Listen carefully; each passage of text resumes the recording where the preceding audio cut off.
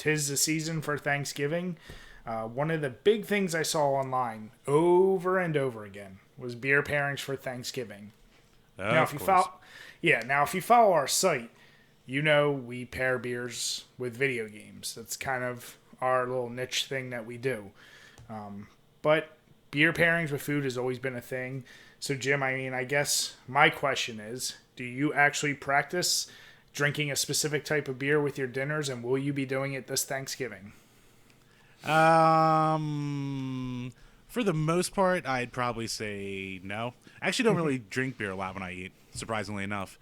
But Thanksgiving, normally we go up to my wife's in-laws lately, and they'll give me a six-pack of something that I want. Last year I did Keystone? Mad Elf. No, I know I actually spent some money because I'm not paying for it. So last year I got Mad Elf, and this year is to be determined. So now I'll see. But no, I'll probably go with something fancy. Yeah, so I kind of wanted to go over a little amalgamation of a few lists I saw online, touched in with my personal flair. Some of these suggestions for what you should be drinking with Thanksgiving dinner. So starting off with the appetizers. Obviously, you want to go with something a little bit lighter.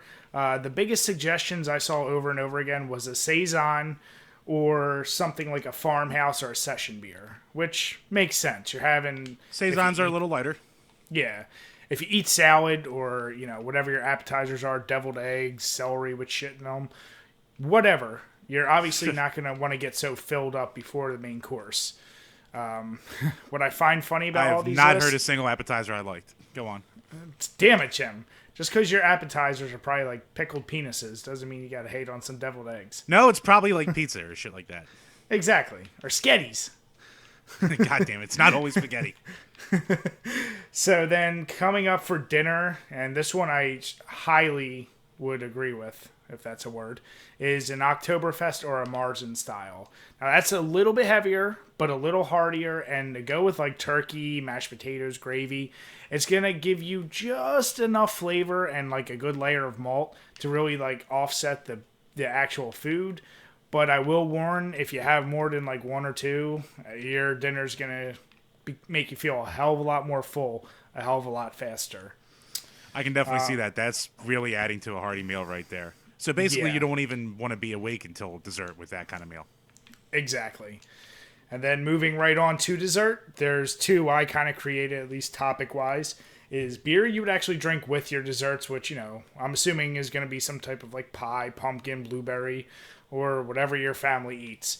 But what usually makes the most sense with a like big dessert is going to be like a quad style or any type of Belgian strong. So like Jim said, actually a Mad Elf would work, or any of the golden strong Belgian ales, because they're just going to be really hearty, have a lot of alcohol, and usually a lot of sugar to kind of play off of whatever dessert you're eating. If you don't want to actually eat dessert and you want to drink your dessert, then you probably should be going with a barley wine, because those things are hearty as shit, a lot of alcohol, and a ton of flavor. So it's an interesting little twist. I mean, we know that a lot of our followers aren't exactly, ironically enough, the biggest beer drinkers. But, I mean, if you were someone who's starting to get into it, it's an interesting way to pair it. Me and Jim, we're not fancy enough to, like, oh, this beer goes nicely with a filet, with garlic mashed potato, whatever the hell the case may be. We don't do that. We do recognize some beers pair better with other things, but it's just something to think about when you're eating the shit out of your turkey and I've got an Thanksgiving idea. dinner. What's that? Oh shit, I'm going to kill myself with a grenade.